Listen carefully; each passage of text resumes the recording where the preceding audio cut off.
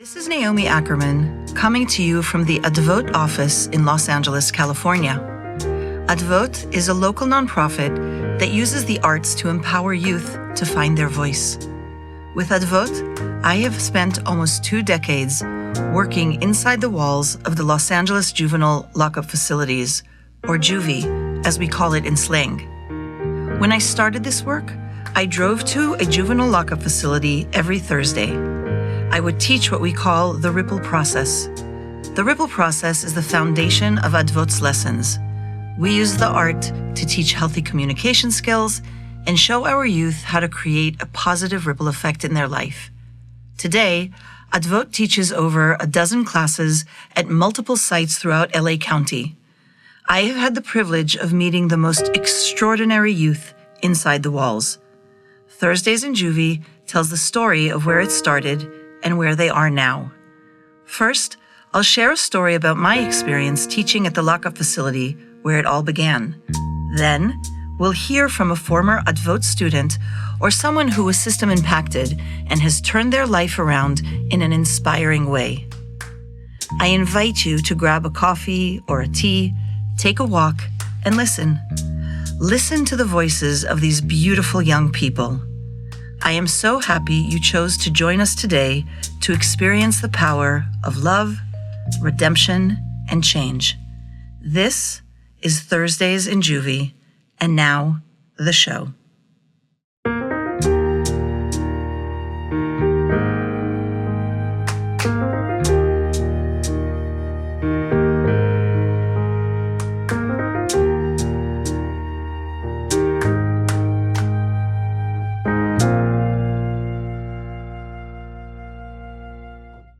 Purpose is such an interesting concept. People talk about it all the time.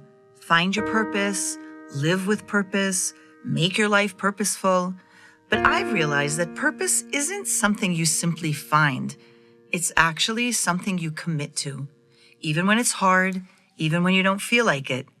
Purpose is about showing up, persevering, and trusting that it has meaning, even when it's not immediately clear. There are moments when I ask myself why I do this work. The answers are obvious. I love the kids. I believe in the transformative power of theater. I want to create change in the world. But on the really hard days, when answers don't always feel like enough, I find myself wondering, what else could I do? What keeps me going is finding the extraordinary in the ordinary.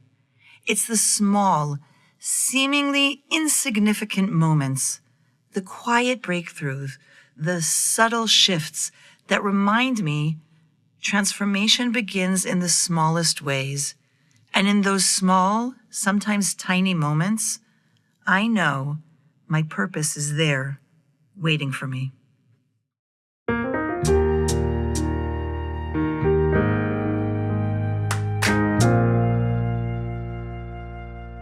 The letter. There are days, Thursdays in Juvie, when I'm not sure I have the strength. Today was one of those days. I came tired. They made me wait. I was impatient with the system. They were short of staff. Do I even make a difference? I impatiently text my friend. I want to work in a bank. My wise friend texts me back. You can't. Sometimes it doesn't go exactly the way we want. This group of girls is getting the better of me. A few of them don't want to come to the class. It's hard to compete with the pool on a hot day. Yes, they have a pool in Juvie. If I worked in a bank, I wonder, which is better, Citibank or Wells Fargo? Who would give me better benefits? My friend texts me, when you see the girls, Naomi, you'll be fine. She then got a stream of silly, desperate, exasperated texts from me.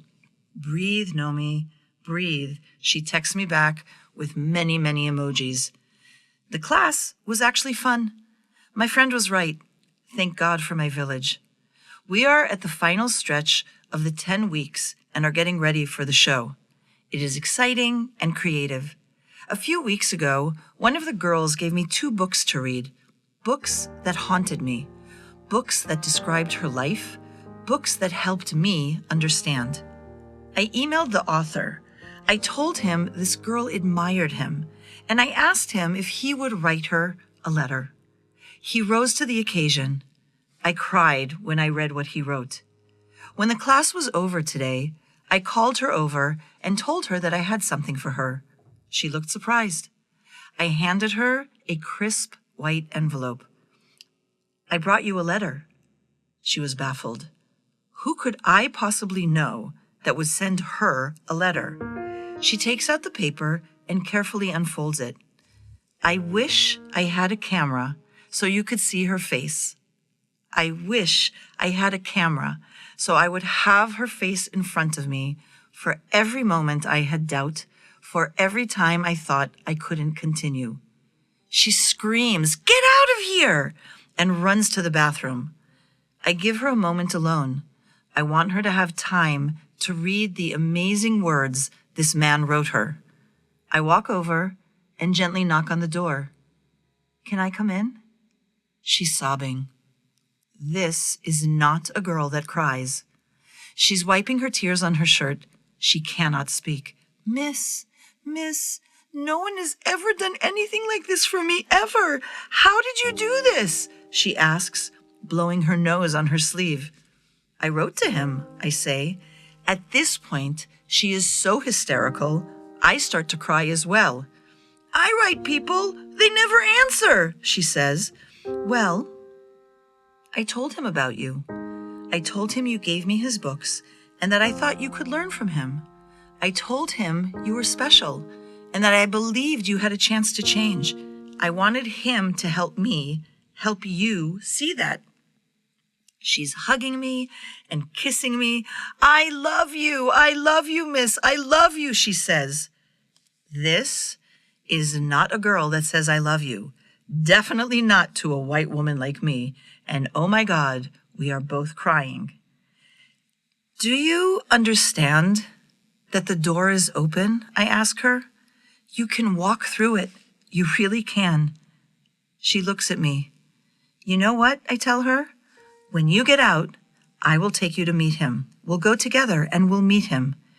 She is too overwhelmed to really say anything. She's so happy. She skips out of the room. This is not a girl that skips. She's skipping out, and as she's skipping out, she yells to me, "Hey, miss, you know that song I hate that you want me to sing at the show? Well, hell, I'll sing it. Yeah, I'll sing it. I'll fucking sing it." I smile. It's hard for me to prove the tangible outcome of my programs. The numbers of girls that I serve is not big, and when I fill out a grant application, I struggle to explain. How can I explain a girl skipping? How do I measure a full heart? There are days, Thursdays in Juvie, where I am unsure I have the strength. And then one of my girls sees the door open, and I hold my breath. And suddenly, I have all the strength in the world. Come on, walk through the open door. Please, walk through the door. I'll be on the other side. I'm here. I'm not going anywhere. Because really, the bank would never hire me anyway.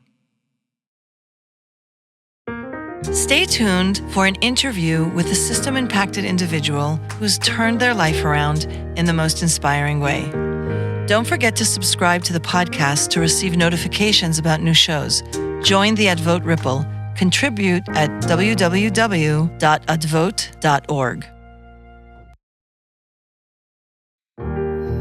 We are here with a personal hero of mine.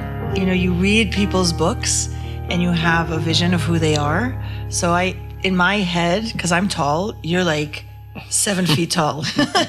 So, Luis Rodriguez, you are a poet laureate is it of the county or just the city? Well, it's the city, but I went all over. Okay, so for me, you're like a poet laureate of the world. Mm-hmm. Your books, I was told by youth in Juvie to read the books, and I think I'm good at what I do because I read your books, and they were a roadmap for me to understand better what happened to the youth that I serve.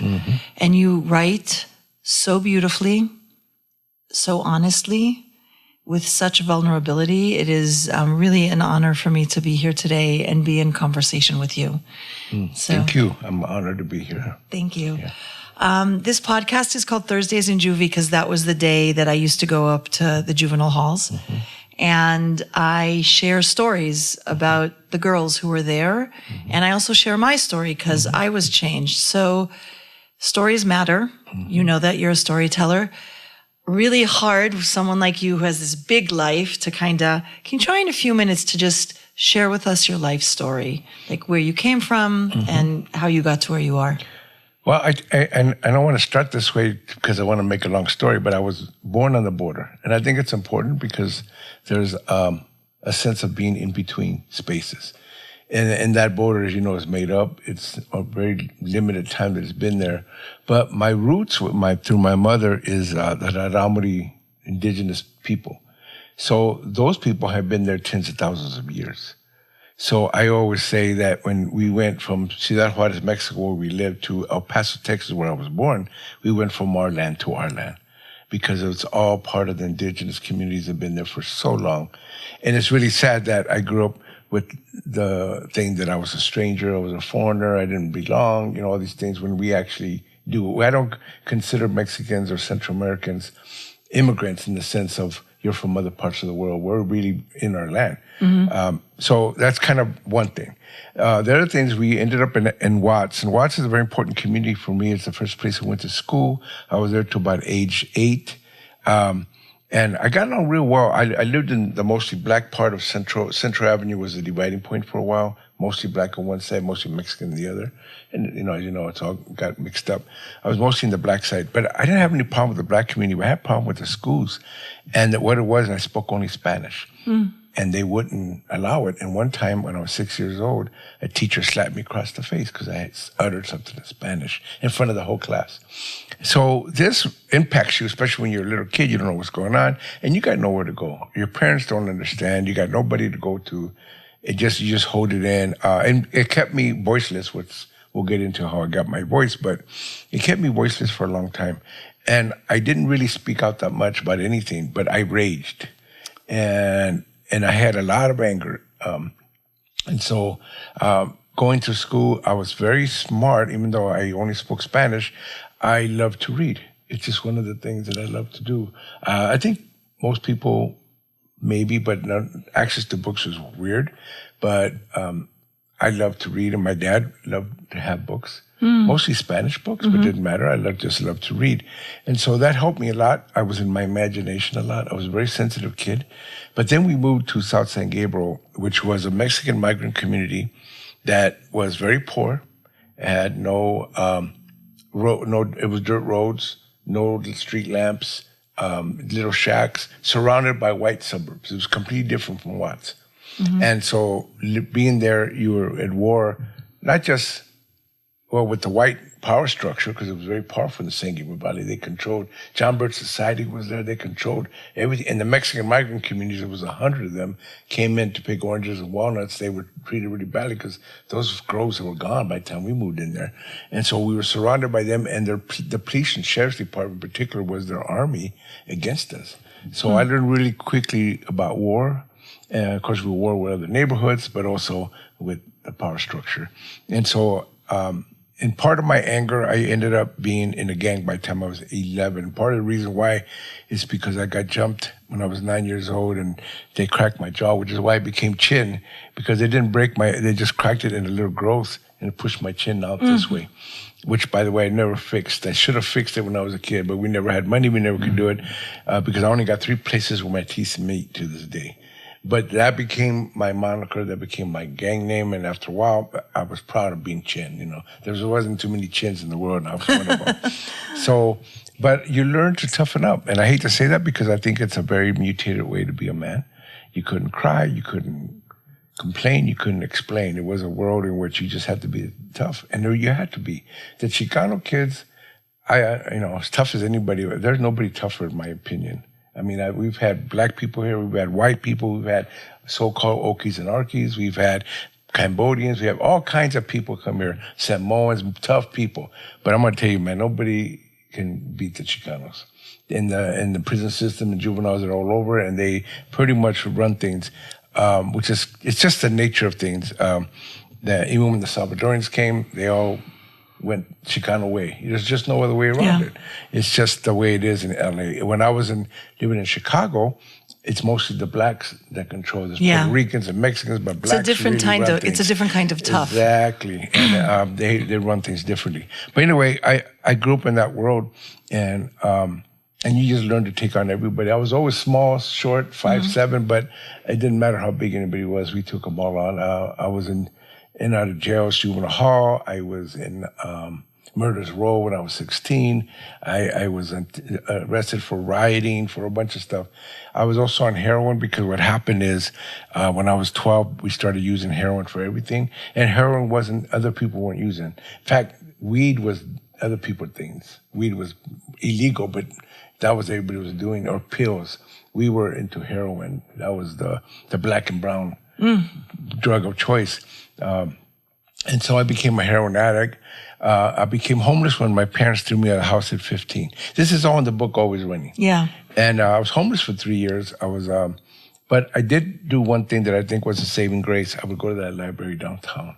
I was homeless a lot downtown because I loved downtown. It was more exciting to me. Yeah. Being in San Gabriel Valley had its limits. We had an encampment of all the homies on the San Gabriel River, and we had places to hang, but we called them the fields. The vacant lots in the neighborhood was our little places, but I loved going downtown. The whole world was there.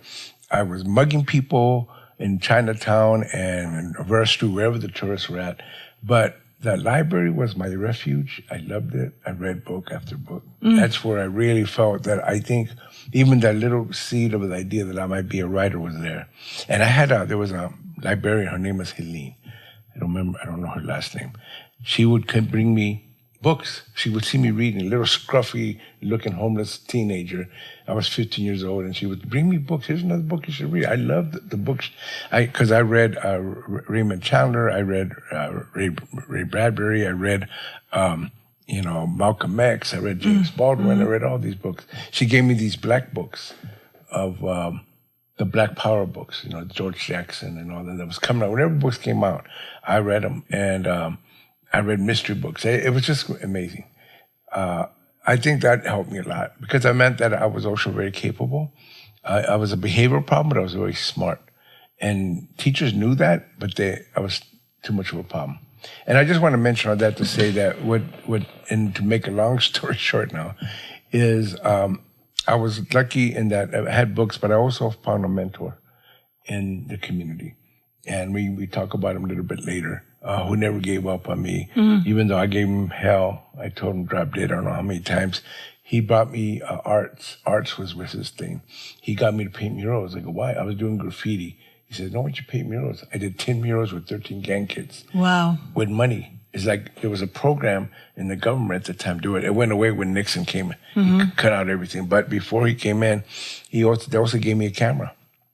We have an exhibit now at the Achuchas of photos that I did 50 years ago. With this camera, somebody else gave me. Somebody gave me a camera, take pictures of the neighborhood. So it's my neighborhood, it's the homies, it's just, and I didn't know they were any good. So recently I showed it to somebody and they said, a photographer who knows this stuff said, this is great. So now we have it on display. It's amazing. Yeah.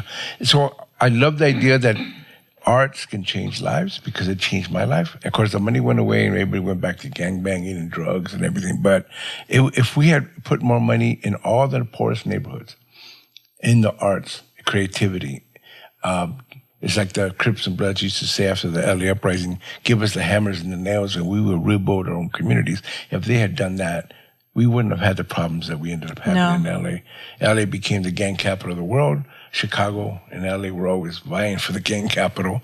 And it was because of this lack of resources, lack of love, lack of support, just abandonment. There were so many gaps and they weren't being filled. And so I think that's why I decided when I got out of gangs, I was close to 19, 20 years old, to let go of everything.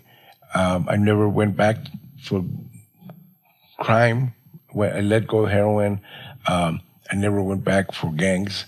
And I started working with young people. By the time I was 24, I think, I started going to prisons, doing workshops, and I've been doing that for 43 years. So it's been that kind of life where I'm giving, and I love giving because I know I made it. 25 of my friends were dead by the time I was 18. A lot of them were in prison. Some of them I still see in the prisons. 40, 50 years later, they're still sitting there. But I wanted to give back because I know that I was able to supersede a lot of what held all of us down. Mm-hmm. So I just want to end it with that. I think this is what we created eventually 24 years ago at Tia Chucha's Centro Cultural and Bookstore, based on literacy and art, essential needs for our community. We also give them political and social justice understanding and clarity. The books we carry, we have books that honor the queer and trans community, as well as the Central American and the Mexican community together, because we're now these communities are mostly Mexican and Central American now. And anybody else that comes through our door. I mean, we're sitting in the bookstore right now, and it's absolutely fantastic. Mm-hmm. And I love that art has people don't understand the power of art. Yeah. And people don't understand that we don't use art to create artists. Right. We use art to create humans. Exactly. And we use art to create problem solvers. And creativity isn't about making beautiful art. Creativity is about making a beautiful life. That's exactly right. Like right. we need to problem solve and be we need to be the artists of our life. Yeah. So at Advote, we go in and we have this exercise because we can all sit and tell many stories about our life. And we want to teach our youth to be creative and to try and think of their life as a 6-word novel. Yeah. So if you had to take 6 words, tell your life as a 6-word novel, what would that be? Well, I think I would have to say one, sensitive. I think it's important that people know that. I got rid of it, but I got it back. I stayed tough, but I never lost my sensitivity, which is good. I think the other word would be anger. I still carry anger. I always tell people when I'm angry, I'm the most complete. It's really sad, but I get energized this way. But I have to mediate that. I don't want to hurt nobody. I don't want. So wait, I'm gonna still angry. Yeah, still angry, but it's mediated with my writing, my speaking out. Creative, so still angry. Yeah, but so creative is another great word because I think creative is like you're saying. It actually is the one antidote to AI that people are worried about. You know, AI can do a lot of things, but it can't do the design, creative things that human beings can do. It just imitates whatever people can do. It does amazing stuff. I've seen now it's going to get better, but they still can't replace human beings when it comes to that. I also think hungry is a good, important word for me. So angry, excuse me, angry, creative, hungry. No, sensitivity. Sensitivity. Yeah. Anger. You got 2 more. Creative. Hunger because I didn't realize how hungry I was for stuff. When the mentor opened doors, I went through them. And then I would have to say compassion, because I think that one of the things I learned in a world that hardens you, I had to get back to being compassionate and fight for that in the world. I think that's where we're at now. We have a very incompassionate world running things, not just human beings, but people running things. They're disconnected. And I think the only last word that I want to add is, and I want to raise this because it helped me, is to get rooted. Because to me, once I found that I had roots, they were deep, it helped ground me in ways that allowed me to actually spring up more, do more things. And a lot of Mexicans, Chicanos, Black people, and poor white people don't know the roots. You know? Yeah. And once they get them, and I don't mean in a way that says, well, that makes you better than you, but really get to your roots, it allows you to really connect better with all human beings. So anger, sensitivity, anger, compassion, creativity, hunger, and roots. And roots. Yeah. We're going to probably do a book of just 6-word novels. That sounds amazing. Because everybody we interview has a different take. And roots are really important, because I think if you know where you come from, and that's really strong, then roots hold us down, right? So we can grow, and we can grow taller. A lot of us grow from being colonialized, oppressed. There's 500 years of oppression, Black people and brown people in particular, in this continent, that's still with us. So we all have to fight that old past. So it's a struggle to realize that we actually all have amazing, beautiful, rooted cultures and ways of being before they got fragmented. Yeah. So the way that the format of this podcast is that I tell a story always before I interview someone. And the story I read before this interview was called The Letter. And what I want to share with you, which is shockingly, because when I pulled the letter up, I saw that it was 2014, which is a long time ago. I met a young woman in the lockup facility who was very angry. And she said, "You don't know anything about me. If you want to learn about me, I can't." They weren't even allowed to have your books. I know. They were banned. It was banned. It was banned then. Yeah. We can have a whole different podcast about banning books and not banning books. Yeah. She said, "If you want to learn about me, you need to read Mr. Rodriguez's books because that's how you'll understand about me." Wow. And I was like, okay, deal on. And I'm going to, I brought her, I'm even embarrassed to say what I brought her. I brought her like books that my middle schooler was reading, like just kind of teen novels. Because she wanted something to read. And when I read your books, I really, first of all, I had to put them down because it was hard for me to see because I could see the kids I was working with in lockup and then hearing your stories and connecting that that's the life they had that broke my heart. And then I had this idea to write to you and say, this girl really admires you. Would you write her? And I'm going to cry now because I cried then. Yeah. It took you 3 minutes. Yeah. And you emailed me back with this beautiful letter. Yeah. When you talk about compassion, that's compassion, that you stop what you're doing and you do something compassionate. Yeah. So I printed the letter for you to read. And the story that I share is how she just lost her existence when I brought her the letter. She's like, "How did you do this?" I said, "I asked him." He says, "What do you mean you asked him?" I said, "I asked him." So would you read the letter for us? Because I actually think it's beautiful. And so can I say her name? Or? Yeah, okay. You can say her. Just don't say her last name. Okay, so it says, "Dear Heidi, I'm honored to know you like to read my books. This is precisely why I wrote them, for young people like yourself. I was troubled, as you know, when I was a youth. I was helped, unlike my homies, family, and friends who did not survive La Vida Loca. I'm most fortunate how things turned out since I was in and out of jails, juvenile hall, homeless, on heroin and other drugs, and caught up in crime and violence. But by age 20, I turned my life around. By then, I was married and held my newly born son in my hands. This helped transform my life. Although, as my last member relates, the madness kept calling me back. Yet in spite of this, I never returned to heroin, gang violence, or crime. I eventually stopped drinking 20 years ago. The worst thing was to see that my son, Ramiro, end up in gangs and doing 15 years of prison time. But today, he is released and off parole. He's now gang-free, drug-free, and crime-free. I have 3 other children, 5 grandkids, and actually I got 7 great-grandsons now. They're all doing well.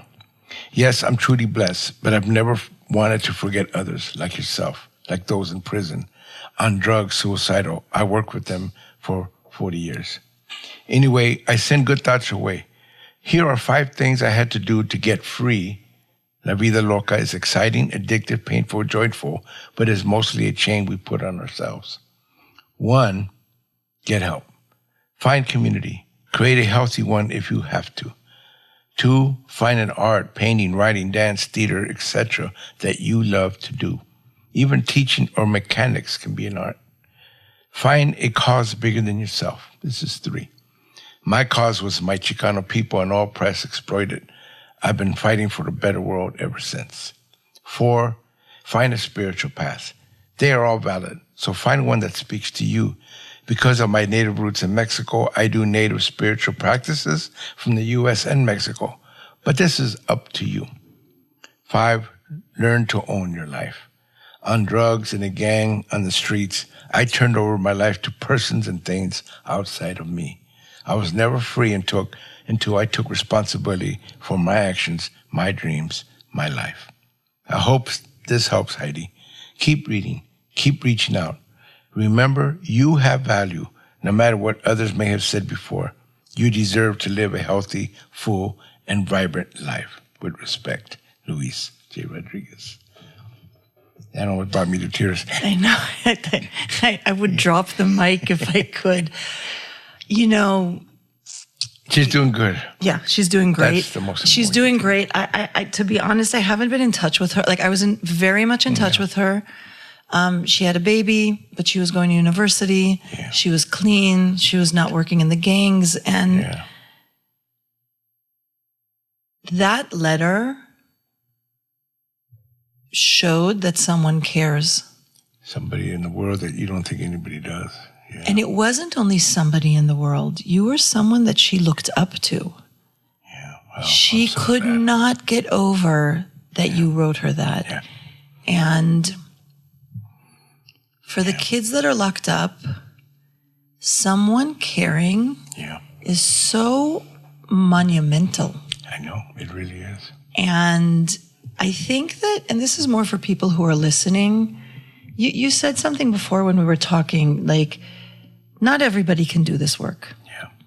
Not everybody can go into the prisons. Right. Not many authors that I know, award-winning authors, when some lady writes an email, hey, I got this kid, would you? They're not going to take, like, that was like you sat and you thought and you wrote and you preached. Yeah.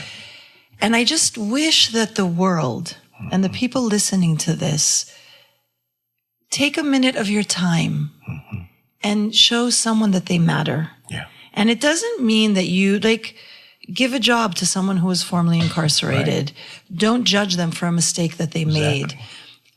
Donate, be present, write a letter. There's so many ways to be involved, because I know that these kids are thrown away. They are forgotten.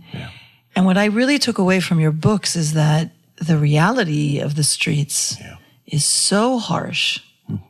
And I mean, you know, you take on I think Chin is such a good example. You take on your pain and make it your identity. Exactly. And what would, you know, so I'm curious, so I know for Heidi, this was a turning point in her life because someone famous acknowledged her, someone not famous reached out. Yeah, but the both of us cared. That's what's important. Yeah, no. So what was a turning point in your life? Well, it's kind of like this whole thing of when people say scared straight, that is not going to work. But cared straight. And I don't mean straight like gender. I'm talking about straight in the sense of what do you aim to do in this life?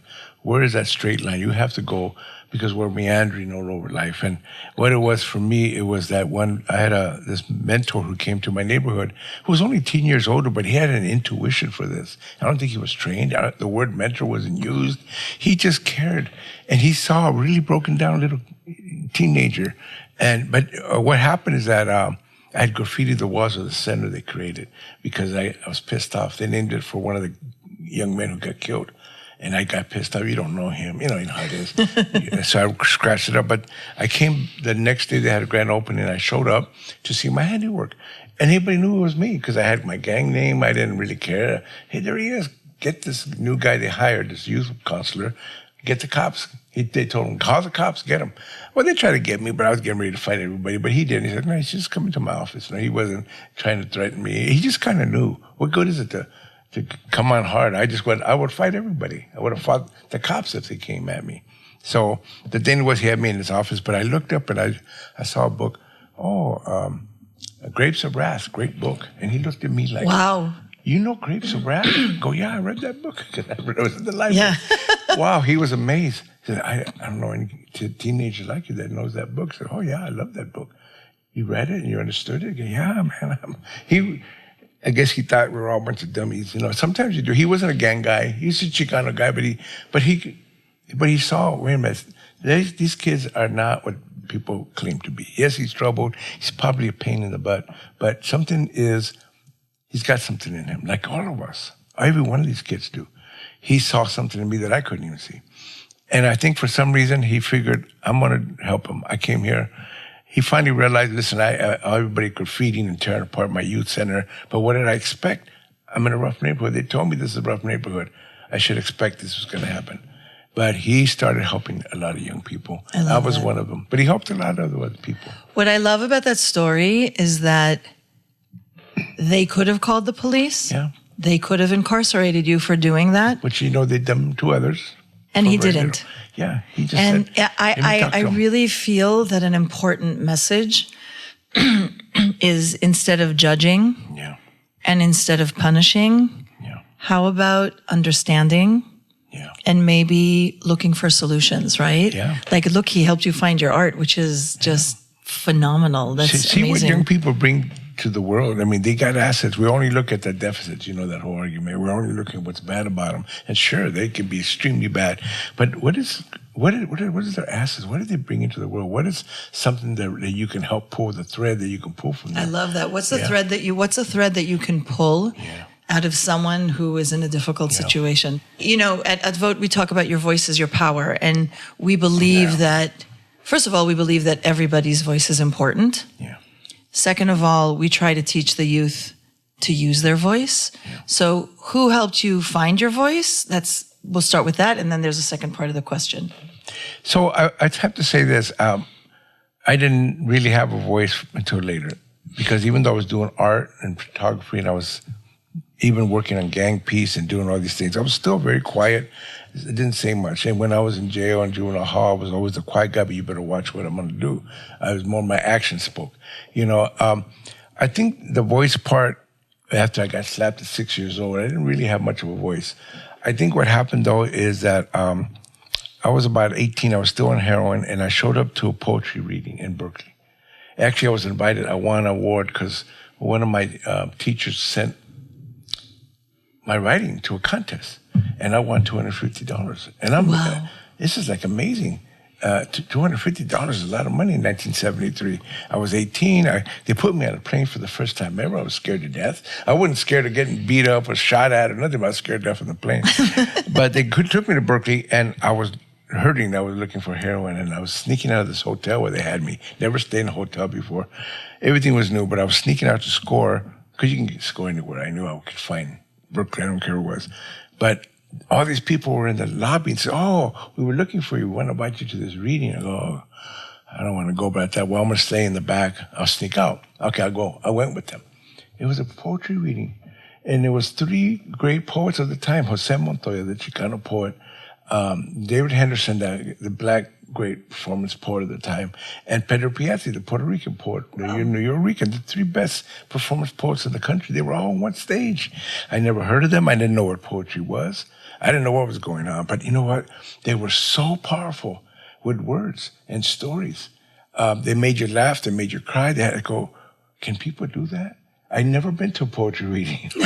And I think that helped me think this crazy idea that maybe I could do that. Again, I had no voice. I didn't have no stage presence. I didn't know anything about that. But it planted that seed. And I think that helped to see that. And eventually, years later, I'm a poet and I'm on stage and I'm reading poetry. Probably bad the first times I did it, but the point is, do it. And now I'm doing poetry. And that's what I think was important about that experience. And it's kind of like you're getting called, and I tell young people, you get called all kinds of weird ways, but we miss the calling. Sometimes we're looking this way and we should be this way. Sometimes we see it and we're scared. Sometimes we don't know what it is. For some reason, I didn't know I was being called, and I met that call eventually, that little moment. Other people would have, just a poet, get out of here, I'm leaving. I didn't even go score that night for heroin. I mean, it was so powerful for me that I really was taken. I mean, I eventually scored later or whatever. But the point is, it was powerful enough that I really thought maybe I could do this. It's interesting because a lot of times our program is 15 weeks, and then in the end, we have a show. And a lot of times the kids say that the high that they have from performing is like the high that they get from drugs. It's really... And so sometimes they say it, and sometimes when they really don't want to participate, we say, this is going to be a high like drugs. And they're like, what are you talking about, miss? Like, that's ridiculous, right? Yeah. But what I love about the story, and this is for people listening, for that to happen, someone sent your poem into a contest. Yeah. And we need, as the people on the side, I love how, Father G from Homeboys, he says, when you step into the margins, then they disappear. Yeah. So we need, as the people who have the capacity, the know-how, when we see something, to do something, right? Because whoever sent your poem in, you changed your life, but they opened the door for that to happen. And I feel that I know people always say, what can we do? What can we do? And I always say, be door openers. There you go. Right? I agree with you. What can you do to open a door? Can you give an internship? Can you give a job? Can you give a learning opportunity? And all of us have so much that we can give. Mm-hmm. It's not, and I'm not, I do fundraising for a living. I'm not saying give money. I'm saying, what do you have in your circle that can empower, inspire, teach someone who's looking? And I love that was the trajectory because of that. When you're like Heidi, or when I was a teenager, a lot of young people that I know, they don't think they have any options. They really don't. And if you don't think you have options, you don't. People say, well, they always got options. You look at it, if you don't have an option if that's not part of what you're thinking. If you only have one way to go. My anger was what drove me to do violent things, just get mad, fight, or whatever. I only had one way to deal with anything, and that was to knock people around or shoot at them, whatever I had to do. I think a relationship to options is what you're teaching people. When you say, wait a minute, there are doors, and the doors are really there. And maybe you can't see them because you're fogged over with rage, or you're fogged over with numbness, or you're fogged over with depression and suicidal thoughts. It's fogging. Clear the fogs. Get them out of the way. You'll see those doors. And the struggle to get through them, it's a struggle. The threshold might get longer and longer. But you keep doing it. That eventually the door will open that you can get through, and your life begins to blossom. And I think that's what's important, what you're saying. I appreciate that. So what would be your advice as someone who radically changed their life? What would be your advice to someone who's trying to change their life? Well, I'd say it's a small step. People think these are huge steps. And I know I got out of heroin, and I even got out of drinking after 28 years of being on drugs or drinking. It's a small step that gets you, not the big step. You know what I'm saying? Because if people make it big and big and big, it's like I'm saying, the threshold can be, the door is really not that far away. Take a small step and make a move, any move, I tell people. I like that. Make a move, any move. Because That's if you're stuck, you're not going to. But make a move, any move, because at least you're making a move. And you'll be surprised how it's not that. Now, it may be hard once you open the door. It may be many things, many steps to get to what you want. But at least you made the move to go through a doorway.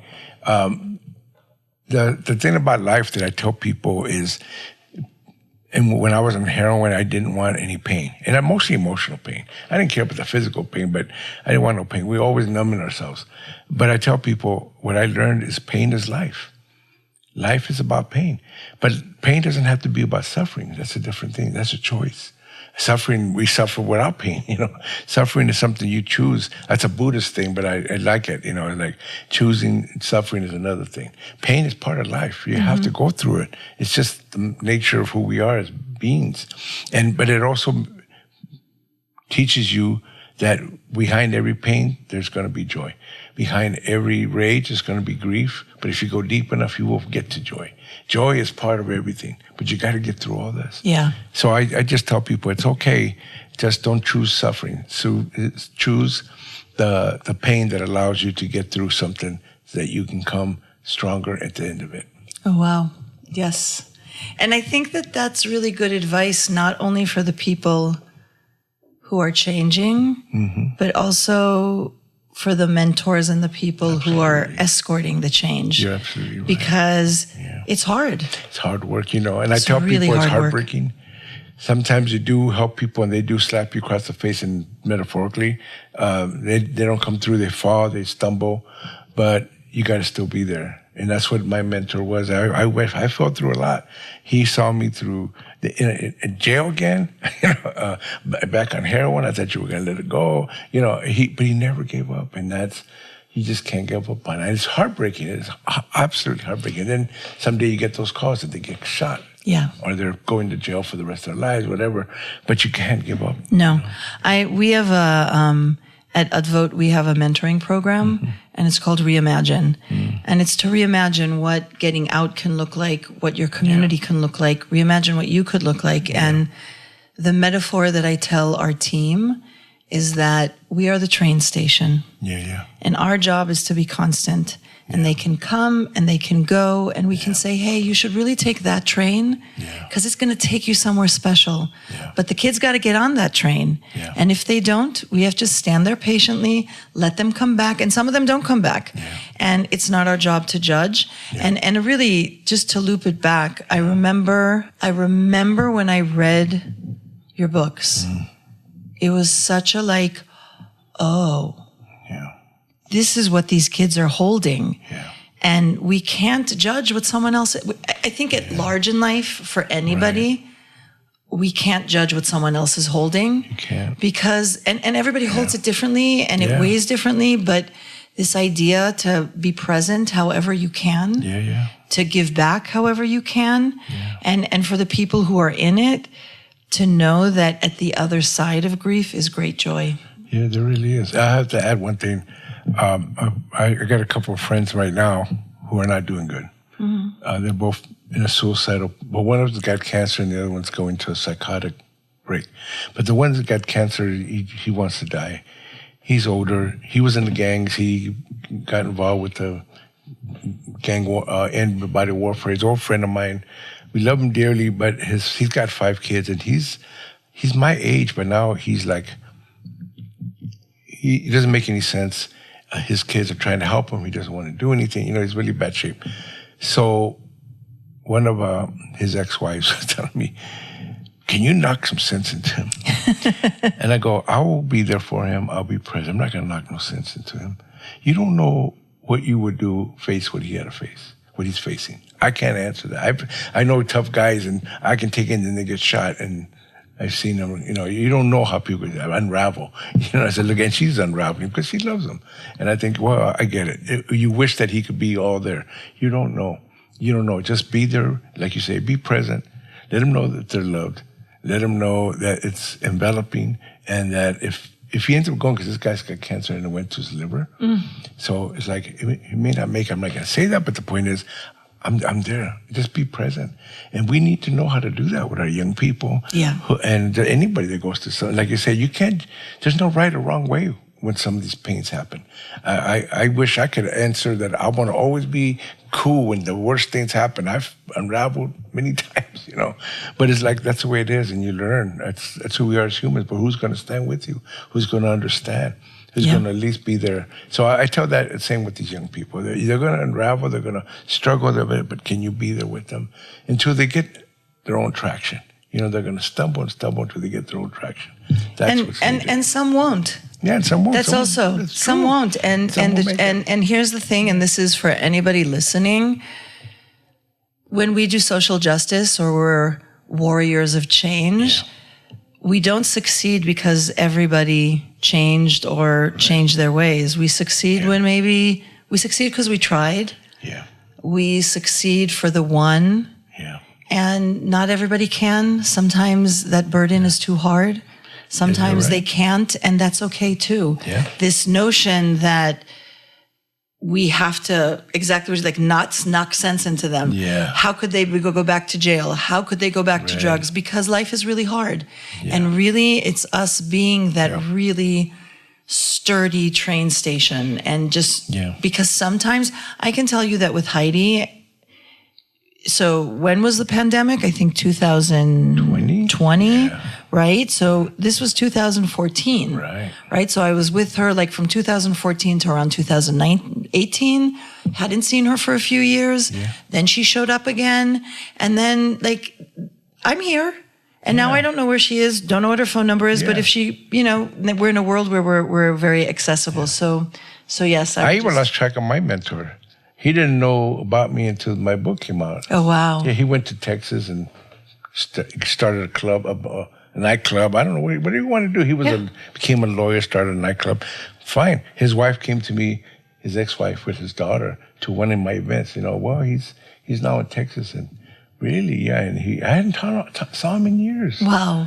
And so anyway, you never know. You never know. People come into your life, get what you need, and you have to move on. And that's also okay. Yeah. Nothing has to be forever. Right. I know I meet a lot of people and they're like, oh my God, if I get involved and blah, blah, blah. And I'm like, no. Like, do something today. That doesn't mean I hope you'll do it forever. But if you help one kid in one chapter, we have a young woman who I've been mentoring for over a decade. And so many people from my community in different chapters have stepped up to help her in things that I can't. Yeah. And do what you can and go. Like, it's okay. It's not a Catholic wedding. Life is an adventure, and you got to discover things. Sometimes you think, I'm going this way. I thought it was going to turn out that way. It didn't turn out that way. But something else turns out that you least expected. Yeah. That's why I tell people, your prayers will come true, but maybe not the way you thought.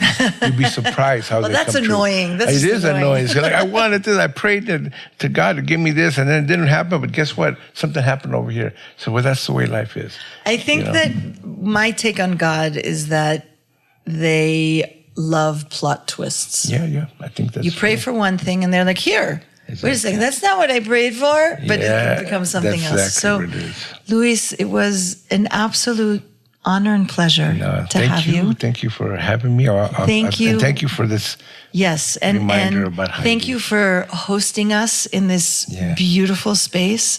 And you will be able to find online where to come to. And I urge you all to read every single piece of literature that this man has written, because it is beautiful, the books and the poetry, and may you live to 150, because we need you, and we need your poetry and artistry. So thank you so much for being here. Okay, my pleasure. Thank you. Thank you for choosing Thursdays in Juvie with Naomi Ackerman in partnership with Advote.